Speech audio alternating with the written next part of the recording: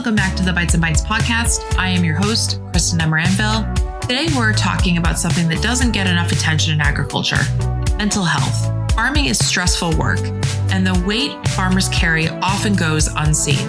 Add to that the growing pressure of technology and endless decisions, and the toll can be heavy.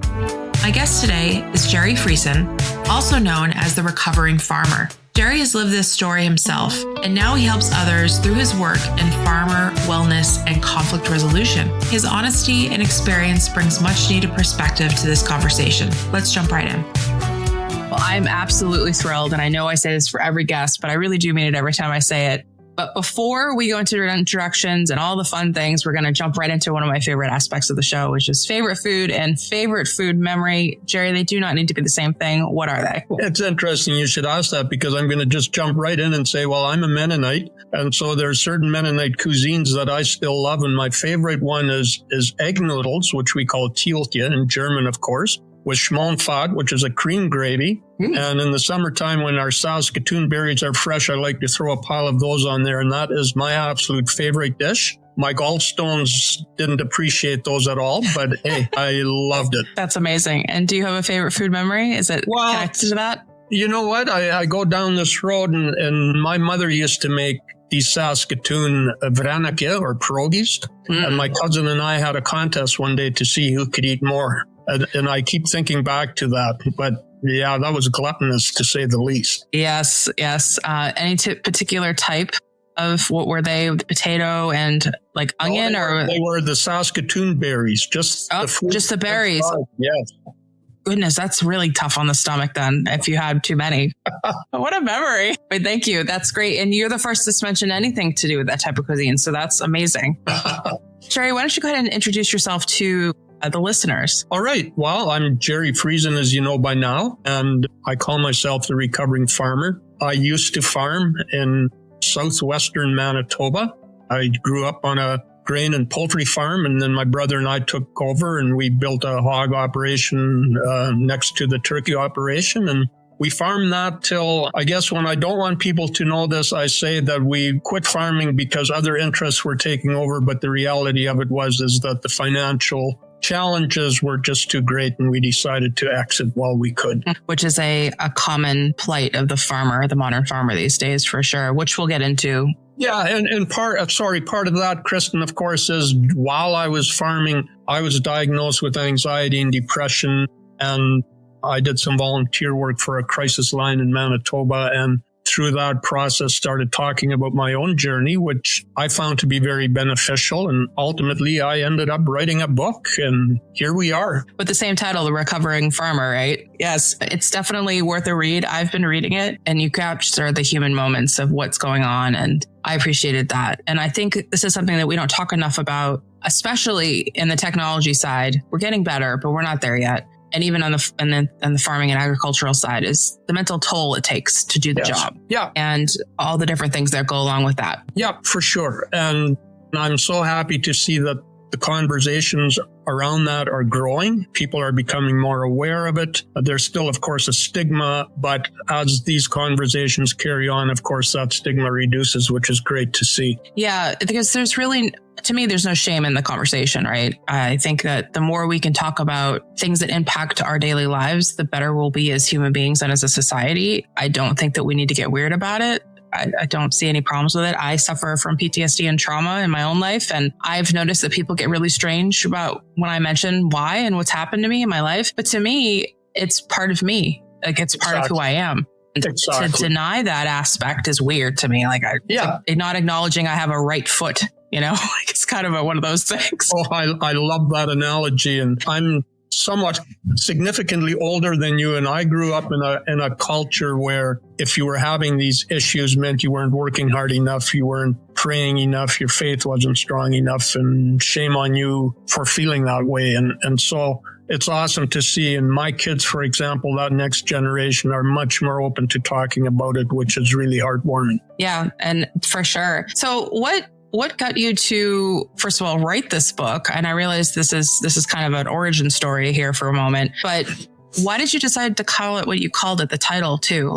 So twofold question. Okay, Write the book and the title. The Recovering Farmer piece, Kristin, after I quit farming, I started calling myself the Recovering Farmer. I still have no idea why. I think it was perhaps, in line with we hear about recovering alcoholics, right? And so I called myself the Recovering Farmer. And then one day I was on a radio show and the host interviewed me as such. And as soon as the show was over, my sister called me and she says, what does this mean? What does it mean to be a recovering farmer? And I didn't have a clear answer for her. And so I actually looked into it a wee bit. And to recover means to return to a previous level of health, prosperity, and equanimity. And that just kind of fit right there. And so, of course, there's a story there as well that, returning to a previous level of wealth. Well, I keep telling people I blew my retirement and then now my wife tells me I have to work till noon the day of my funeral. But you know what? I'm okay with that. I'm wealthy in many other ways with my kids, my grandkids, where I live, what I can do, the ability to do what I do. So there's that. The health piece, of course. You know what? My mental health is an ongoing journey. And will be till my life is over. And so that's a continuing challenge I face and deal with. But the real big piece is the equanimity piece. Equanimity meaning to have a level of calmness even under stress. And I don't do well there at all. And it comes out, and my wife often questions this, it comes out particularly when I'm driving and I get frustrated with other drivers. So clearly that recovering piece is an ongoing part of my journey. So somewhere along the line, shortly after I started talking publicly about my journey, I was also challenged at the time I should write a blog. And so I thought, okay, I do that. And I found out very quickly my brain, my train of thought, if in fact doesn't leave the station without me, is good for about 600 words. And then I need to move on to something else. So how the book came about, Kristin, I'm not entirely sure. I had sometimes thought I would compile those blog posts into a book. But when I go back, really, a lot of them didn't do me any good, and I'm sure wouldn't do any reader any good. So I started afresh. It's part memoir. It's part telling stories about the farming piece and about other areas of my life. And part of it is also somewhat of a self-help book, just some points that have worked well for me. And I didn't write this to push my ideas down anybody else's throats. Not that I think that I have the answers, but rather this is me and this is how I deal with the issues that I have to deal with. I think that that's brilliant. And it reads like that too. So hopefully the listeners will also pick it up. It's not a very long read. It won't take you too long. No, it's not like 1,000 pages. It's not that bad. Everybody relax. I think a lot of people listening are technical manual readers. So they're like, oh, no. No, and it doesn't have any big words in it. I was really struck right from the jump of reading it too, that you were talking about sitting at the kitchen table with people who were struggling financially. And you said, I've been there. I know this. And the relatability and the connectedness that you already established within the first few pages of the book they touched me right away. And I was like, see, I want to read things about people's experiences, not some fabricated experience. Don't get me wrong. Love my fantasy books, but that's not escapism. That's different. But this was relatable because I've heard these stories too. And even though I'm not a farmer, and even though I sit in the support world of agriculture, I hear these stories. I just got off a call hearing some really crazy things a little bit ago. And it took me a minute to sit down and digest it for a second, because there's an ag tech company and I don't know who they are and I don't care, that created a robot that would stir grain in the silo. That's great. Why do you need that? They needed it to keep the farmer out of the silo. Why would the farmer go in the silo? Not for a good reason.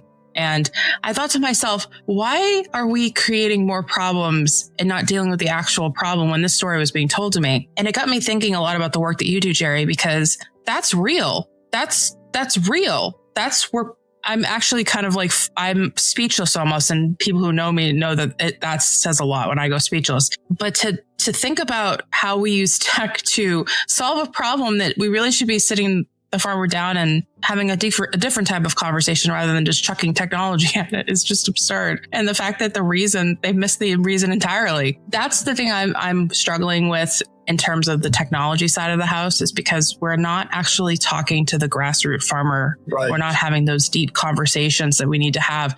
And this is why I think that working inside of agriculture requires a different type of skill set, empathy, relatability, finding ways to connect, because food is ultimately love, right? And you have to understand how to work in that world. And I'm not picking on anybody who works in critical infrastructure and that you need to be, getting the guitar out and sing Kumbaya around a fire. It's not that serious, but we also need to have a different understanding of how our food gets to our plate and the toll it takes on the people who do that. Because we live in a modern world where we're disassociated from our food supply. We take it for granted, the privilege of taking it for granted. But we forgot about all those generations that have allowed us to do that. And that's the mental health piece as well, because it's almost like the farming community is forgotten. Yeah. And you know what? I had the privilege of, back while I was still farming, the Minister of Agriculture in our province here appointed me to the Manitoba Farm Debt Mediation Board. Mm-hmm. And so I've dealt with hundreds of farm families. And so that connection you talk about, that being able to relate, I've sometimes questioned, why did I have to, in my book, I say I went broke, dealt with mental health and addiction issues so I could do today what I'm doing. And I sometimes go, well, yeah, cool. Did I really have to go through all of that? And yet those connections are incredibly important. And mm-hmm. So when you have a farm family who's struggling, just like you talked about, being able to sit with someone across a kitchen table who's had similar experiences, it opens people up. It opens people up when they feel that empathy, they feel that they come to this understanding they're not alone. Mm-hmm. And so they're able to deal with their issues. But the other piece to that is, which I've found, and I've also found out now that other occupations are like this somewhat too, is I talk in my book about the identity that farmers have. Mm-hmm. That connection to the soil, that connection to the animals they're raising, and how when that identity is threatened, there's a lot at stake. And it's interesting. I had an email, school teacher bought my book and read it and reached out, and he's retired now. And he said, you know what? School teachers go through that same identity crisis when they retire. And I suspect it goes for any other people. My wife just retired from being a medical office assistant, or yes, that's what it is. And there's that same thing. Like, she gets up the following morning and it's like, who am I and what do I do? And so, of course, that identity is very important to ourselves, to our self-esteem, and to our confidence. I completely hear this, and I watched my father go through that when he retired from the fire department after 45 years, even longer if you consider the Explorer post before, and knowing that he was going to have to discover who he was outside of his uniform. And I think that a lot of those professions deal with that. My dad's doing fine, by the way, if anybody wanted to know. He's got himself a little job and he's got a little community around him, so he's good. Perfect. And I think that's the trick, Gerry, and I think that we're kind of dancing around it, but it's community that ultimately is the important bit. I love that word. You're absolutely right. Yeah. And I think what's interesting is that it took unfortunately some bad times for you to get to where you are now. But the fact that you turn that around and you're sharing with others, whether it's the book or any of the avocation you do now, and you're trying to make sure someone else doesn't go through this, or at least doesn't have to go through the extremes. And I think that that's really beautiful. So I applaud you for that, because to me, that's part of the human experience that we should be sharing, and we should be creating, again, community. And I say that knowing that I've seen people at their worst, especially when it comes to cyber attacks and the aftermath, the shame, the devastation, tears, and I think someone recently was explaining to me what it was like to lose an animal that they were raising. And I know that this is different. It's not just like losing a household pet, that's different. But the fact that farmers understand that if livestock gets sick, that's understandable that they would pass. If there was a complication with the environment around them, that's understandable. If another animal got them, that's understandable. But to have something like a cyber attack hit the farm and that caused loss of life, there's no, how do you get your head wrapped around that? And I think people don't understand that, because they think that people, like you said, just raise animals for slaughter and that's it. That's no big deal. And they just are callous and they get through it. No, they generally care about their animals very deeply, very deeply. The region that they live in and they raise those animals also is part of their identity as well. If you had to remove someone, not only from their occupation, but where they lived, that would be extremely difficult. Like you said, sometimes it's easier to sell the farm than it is to continue the farm. And this displaces people, again, from the identity and maybe potentially where they lived. And now they have to go live somewhere else. And they're not, instead of living in the prairie, they're mountain people now. And that's kind of another trigger for identity, which I think you did discuss a little bit in the book as well, of just the displacement in general of lifestyle. Yeah.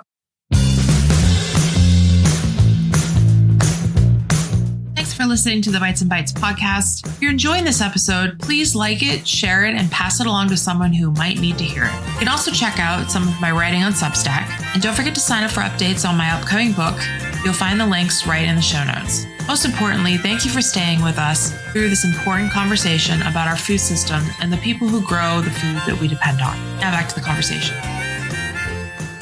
And you used one word there, Kristin, which is, I think a lot of people feel when they go through that challenge, and that's the word shame. And so when this happens and we feel that shame, we shrink back and we don't deal with it effectively. And again, me talking about it kind of almost happened by accident. I keep saying I was manipulated into it, which is fine, so be it. But what struck me was a few things. Number one is how people, when they heard my story, they would come forward, they would come out of their own closet or hiding, as it were, to talk to me and to share their own stories, and we would share stories. And I maintain that we learn the most by talking to each other. I think the interesting thing about the crossover here in this particular regard is I always say that cybersecurity is about dealing with social engineering, so manipulation of people's feelings around other humans, that they'll always do the right thing, and the fact that we have to mitigate shame. Because when people are in shame, they tend to act up a little bit more, and they might do the opposite of what they intend just to cover over the icky feeling, because shame is literally the worst. And I think people who have been through counseling and therapy and other things have the tools to deal with mitigating shame a little. And like I said, cybersecurity is about mitigating shame and social engineering. If you never received those tools and you're trying to help someone through a crisis,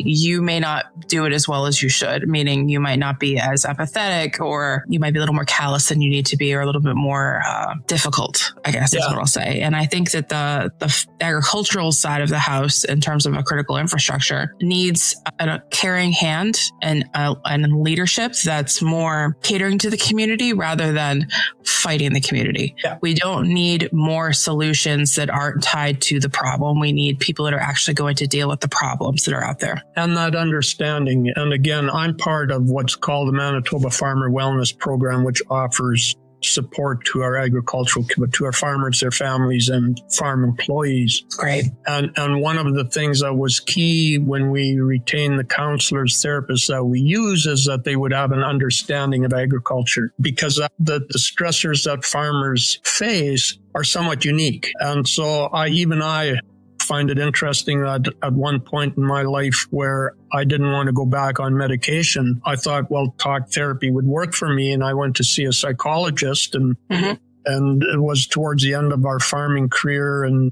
finances weren't good, and I just wanted out. And he got stuck on how I could justify selling the family farm. Well, trust me, at that point, that wasn't at all an issue for me anymore. For me, it was, if I want to save myself, I need to move on. And that was fine. But at the end of that appointment, instead of going, yeah, okay, I can help you, he says, you know what, you can't afford me, you better go back on medication. Well, to have that kind of response from someone who's supposed to help you was everything but helpful. Oh, I'm so sorry that happened. And I think that's ridiculous, because I don't think that medication's the be all end all. I still think you need to have talk therapy and communication and share, because you can't just internalize everything. That's not the human experience, where we can talk, we can emote, we're supposed to share. That's what we do. And also, how isolating for that conversation. And as a farmer, isolation is kind of, part of the game. So he isolated you even more. That's ridiculous.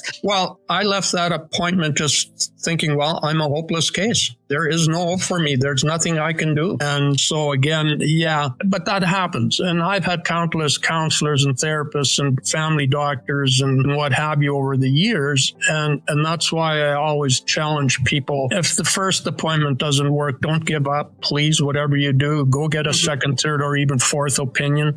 And it's no different than our physical health. Kristin, and you drew that comparison before, and I so much appreciate that, because when there's something wrong with me physically, I go see a doctor. And if I don't get satisfaction from that first appointment, guess what? I'm going to go back and talk to that doctor again, or I'm going to go see somebody else. But I need answers, because I hurt or something doesn't feel right and I need to get it fixed. That's right. And I think if we looked at mental health that way, maybe that we would all do a little bit better. For sure. I always tell people, because there's a lot of stigma around going to therapy. And I always tell people, don't think about it as I'm having to go to therapy. I've failed. I thus need therapy. You know, really, you're going to therapy to get tools to be able to manage your life. It's like using AI. I know that's the worst comparison, really, but it's just a tool. It's like picking up a shovel or a hammer. You're learning how to use the tool. That's what therapy is. Absolutely. And I think if more people realize that, they'd probably be less judgmental of it and maybe more open to it. And yeah, it is weird talking to another human being about everything about that's going on in your brain. That is a little strange because it's your thought process and you're trying to articulate what it means to someone else to interpret. That is a little strange, but it feels good. It always feels good. And guess what? Sorry, Kristin, you've got me going down this road now. Guess what happens when we verbalize what's going on up here and I've done this countless times, and I start spewing out all these thoughts I have. And all of a sudden I realize, well, at least half of what I was thinking was a bunch of crap. It wasn't real. It was perceived. And so when you verbalize it, you get rid of a lot of that stuff and suddenly you feel lighter. And then you can actually talk about those things that are important to talk about. Yeah, it's always interesting because when people are in the middle of a fight and, you know, you're yelling and back and forth, that's just the energy, the frustration coming out. You have to wait to get to the heart of the matter, whether that's 10 minutes, 15 minutes, whatever. And once you get to the heart of the matter, that's when the healing and the conversation can start. And therapy is the same way. Sometimes you just a blah, blah, blah, blah, blah. And then all of a sudden, boom, you're there and you have this realization of, I'm not crazy. I actually have a real reason to feel this way. Let's deal with it. And I love what you said before, Gerry, that it's a life journey for you. Yeah. This is not one and done. You can't just go to therapy and be like, I'm healed. I mean, if you can do that, great. I'm happy for you. But I think it's a life journey. And for me, just chuck it up to the excitement of being alive. You know, it's just part of my journey. This is just what it is. And I think if more people embraced it with a positive attitude and could move through it, I think that would be great. Swinging it back to the agricultural side, though, farmers don't have a lot of time to go to therapy. And there's a lot of things that are questionable in their isolation. What have you find when you're in counseling and have been counseling others to get them to start managing it in the moment, in the field, if you will, in the tractor by themselves, or if they're in the moment where they're questioning if they want to be alive any longer, what are the steps that you give them, like the top 5, maybe? Well, and again, Kristin, everybody's different. And so some things work for some people don't. You know what? When I started out with going to therapists, for example, or really even before that, when I was working with this agricultural crisis line, is that my colleagues there would talk about mindfulness, you know, or sitting and doing a body inventory and yoga and what have you. Grounding. Yep. Yeah, none of that worked for me, Kristin. I didn't have the patience. And so I would sit down and go, okay, and then boom, all of these horrible thoughts or stinking thinking, I call it, would start coming out again, right? And so through the years, I've learned that number one, I think this is fairly universal, is I used to spend a lot of time on the road and often I'd drive for hours on end and all of a sudden realize my radio wasn't even on. I wasn't listening to music. So as soon as I switched on some music and was listening to music, that had a calming effect and got me back into the present. I know for myself now, exercise is important for a few different reasons. Number one, physically, of course. Number two, mentally. Mm-hmm. I've learned that there's certain things, particularly in the wintertime, that I need to do when the days are shorter, the weather is cold, you don't go outside as much. In the summertime, I'm an avid golfer. And of course, talking to a farming community, tell them that I go golfing almost every day doesn't work. But there are things that we can do. But then first and foremost, again, is make sure you talk to people. Yes, we spend hours on end alone in a tractor, in a combine, in a barn, whatever the case may be. And so that human connection is so incredibly important. And in fact, we have a chemical in our brain called oxytocin, which gets released when we chat with people, shake someone's hand, just make eye contact. And here's a personal story again, which is in the book. 20 years ago, I actually watched my brother go ass over tea kettle on his motorbike, and which wasn't that pleasant. But then second to that was that while he was laying in a coma in the hospital, I had more work fall on me because I was farming together with him. Yeah. And so a couple of days after that happened, I showed up at the hog barn and my neighbor showed up. And I suspect he could probably tell I wasn't in a good place. And so he said, "How are you doing?" And you know how we normally respond, doesn't matter how we're doing. We say, "I'm fine, another day in paradise," whatever the case may be. Yes. But for some reason that morning, I started doing exactly what we just talked about, verbalizing everything that was going on up here. And you know, the neighbor sat there for an hour. He listened to me. He didn't provide answers, and I knew he wouldn't. He normalized and validated what I was feeling, but I was able to unload enough that I had the encouragement to step out and seek further help. Unfortunately, that first step I took was to see that psychologist we just talked about. But hey, at least I was on the right path. And you didn't give up either, Gerry. That's the important part. That's the really important part. And I think people don't understand just the mental load of what it means to farm. And what we meant by isolation is, like I said, there's a lot of alone time. You don't have community. There's a lot of jobs these days that require you to be alone. A lot of it is in an office, or you're around people, or you're visiting customers or clients, or, you know, there's community. You go to a coffee shop, there's things like that, but you're in the middle of a farm. There's nothing around. Yeah, you're seeing some beautiful sights like nature and the weather and all these great things, but it doesn't fill you with any type of joy that you really need as a human being, because we need connection with other humans. It's our wiring. It's our wiring. And all that alone time just gives us more time to think, right? If I'm in a tractor putting in a crop in spring, I'm looking at all that money I'm investing in growing a crop. I have no idea what Mother Nature will do. I have no idea what government policy will do. I have no idea what kind of trade actions there's going to be. And I have no idea what I'm going to be getting for that product when I finally take it off the field in fall. And so it gives us far too much time to think. Yeah. Or if you're going to have the equipment to get it off the field, or if you're going to have the right windows, are you going to break even? Are you going to be short? Like, what's going to happen? There is so much stress in farming, and I have so much respect for it. And this is where it drives me mad that people don't even know what they're eating anymore, because they don't know what went into that meal, whatever it is. And it's hard for me to not be so grateful and thankful. And this is why I always tell people to thank a farmer. They're like, you know, is there anything we can do to help you out, Kristin? And I always say, go thank a farmer. I don't care if it's the person down the street, or you call somebody, or you just put it on your social media. Thank a farmer, because it doesn't matter what type of farmer you're there. I don't care. Just go thank them, because it's not easy. It's not easy at all. And I think, and we talked a little bit about this in our pre-meeting, but with all the introduction of technology now, has become even more of a mental load, because the median age of a farmer is something around 63, I believe. I could be wrong about that number, but I think I'm pretty close. And to put them into or force them, or have no choice because you can't buy anything else now, a tech GPS tractor that, sure, concept wise, it's pretty cool, right? It will line you up. It will drive for you. Great. But to have someone who's not a tech savvy individual all of a sudden in a truck with all these blinking lights and alarms going off, and they can't shut it off, or they can't slow down, or all these other things, is even more stressful than just using the original tractor or not having these things. And I'm worried about the resilience of farming moving forward, especially since we need more first gen farmers. And sure, some of them will be really tech savvy and happy to do it, which is great. But we still need to understand how to farm, because there's a lot of tribal knowledge, a lot of legacy knowledge. So I know, Gerry, this is a bit like kind of the side here, but do you think that the addition of all this technology, whether it's ag tech or whatever new tractors, things that come in, do you think it's adding to the mental load that's already there, since we're not totally dealing with the original problem itself?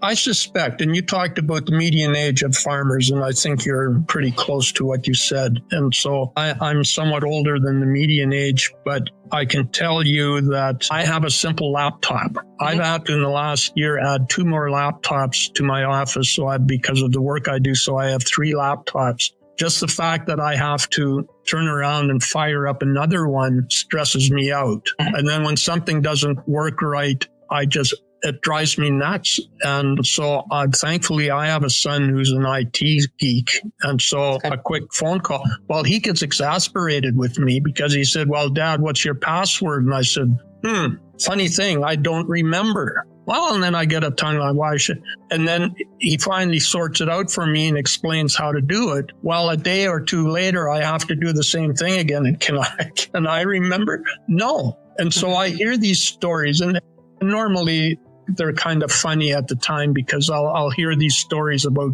farmers my age getting into their tractor, and like you say, the beeping starts and they get all rattled and frustrated, and they're calling on the radio for someone to come help them. And so does that add to it? Absolutely it does. I suspect the younger generation probably embrace this technology a lot more, but even for them, because there's so much more to think about. I can't help, Kristin, but compare farming today to what it was like when I was growing up on a grain farm, for example. Of course. You know what? There was one variety of wheat and there was one variety of barley. And so we had a 10-foot press drill, and my dad would throw the crop in the ground, and there would be one herbicide he would use, and we would actually stir it with our arm and not even use a mask, which of course you shouldn't do. And then you would take the crop off and you would deliver it to the elevator, and boom, you're done for the year. But now all of these decisions have to be made, and there's more and more and more and more. And when you add technology to the mix, there's even more decisions to be made. And that becomes overwhelming. And I have a saying I sometimes use that says you're only one decision away from a completely different life. And when I look back,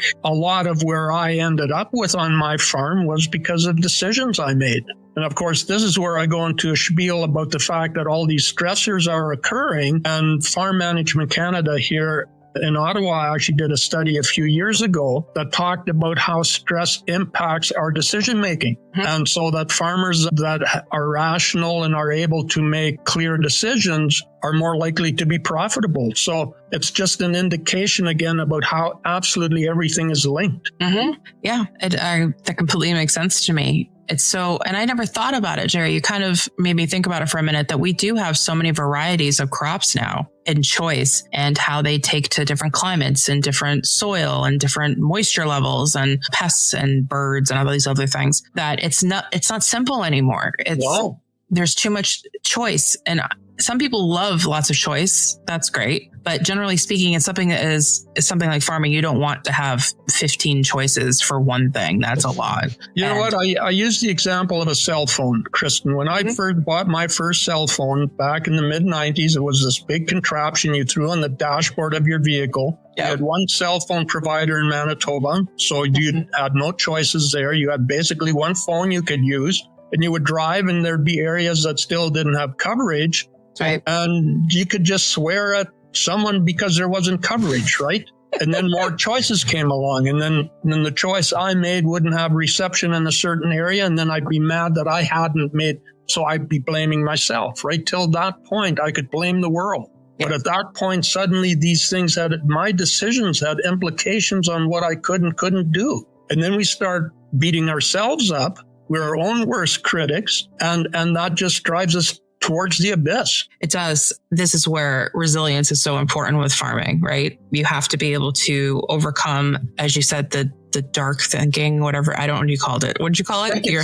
Thinking. Yes. You have to be able to overcome that. And again, the reason why you do your job is you're trying to feed the world, right? If you will. I know that seems a little extreme, but you're trying to feed the world and provide, nutrient-based food that's good for humans, or anywhere if you're feeding animals, that too. And you're doing a good thing. It's a good job. Like, it's a good feeling. You're doing something for the benefit of humanity. But then you're being pushed down so hard for what you do, it's counterproductive. So resilience is hard because you're not appreciated, and then you beat yourself up. And this is very similar to some of the failings in cybersecurity. And I'm not comparing farming to cybersecurity per se, but it's adjacent. That you deal with a lot of crises over and over again, and burnout is real. Yeah. And we all struggle with mental health, and it's still not a topic that's brought up enough in our industry, for sure. And this is why I know I make people uncomfortable when I talk about it. And even now, maybe people are cringing listening. I have no idea. But I think it's an important thing to talk about because it's part of your human experience. Yeah. And especially in agriculture, which is fueling us humans, and we need to eat. And then, of course, we have all kinds of issues around eating, whether it's food security or any type of food disorders or eating disorders or things like that. We've got all these aspects. It's still around it in a different way. That why don't we just fundamentally deal with the basics of the people who grow the crops or raise the livestock need support, and we don't want to add more burdens to them, create tech that they don't need, or create tech that causes them more headaches in general. And then on top of it, now you have a cyber issue because it's connected to the internet and you didn't know it was connected to the internet because you just bought this tractor. Yeah, sure, it's GPS internet connected, but why is that your problem? And like, there's all these factors into it. And then your family gets hacked and their bank account information's gone. And there's all this additional stress, which doesn't need to be there. And it's so infuriating to me that we have created these systems that just hurt instead of help. And this is why, the podcast was born. This is why you wrote your book. This is why you continue to advocate the way you do. Same with me. We just want people to be better and be okay. Be okay is probably the best way to say it. Absolutely. Yeah. I just want people to be okay. For sure. And that's why I say there is hope and there is relief. And that's what I want everybody to know. And that's what I want everybody to pursue. Yeah, exactly. And also not to be afraid, not to be afraid to pursue it, because it is for the betterment of yourself and your family and your profession. And we need more farmers in general to come forward and say, I'm not okay, but it's okay to not be okay. And then let's deal with it. Okay. And I say that all the time. Yeah. It's okay to feel the feels. It's not a problem. Yeah. It's all in what you do with those feelings that matters. And it's okay to reach out for help. Exactly. And I think, again, as the podcast has evolved, I really want to continue to have these topics that are getting to know and understand the agricultural sector, getting to know where your food comes from.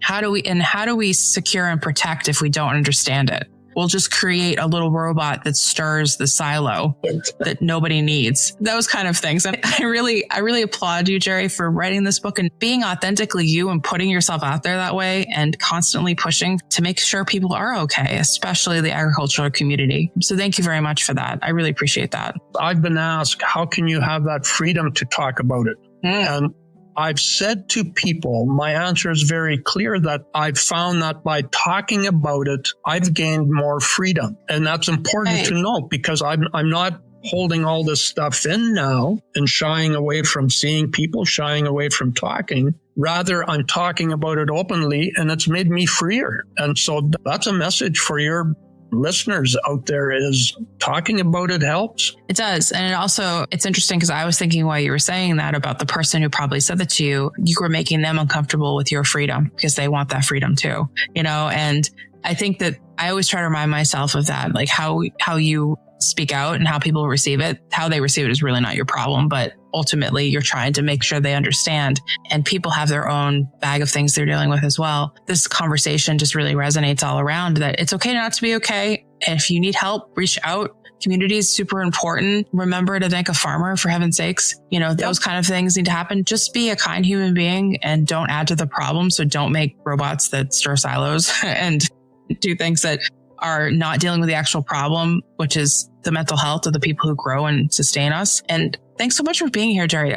I loved this conversation. I loved all our conversations, but I love this one too. Yeah, well, I enjoy it. As you can tell, Kristin, I can get quite passionate about it. So thank you very much for having me. Absolutely.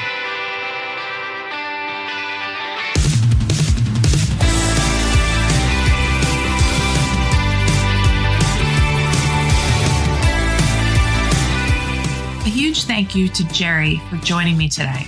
This was such an uplifting conversation despite the heavy topic. Gerry's honesty reminds us that it's okay not to be okay, and the resilience comes from community and connection. If you are in any distress, please do reach out. Call a friend, talk to a neighbor. You're not alone. You'll find all of Gerry's links in the show notes, and I encourage you to read his book, The Recovering Farmer. And as always, remember to like, comment, and share this episode with a friend. It makes a big difference, and I'm so glad to have you part of the Bites and Bytes crew. Stay safe, stay curious, and we'll see you on the next one. Bye for now.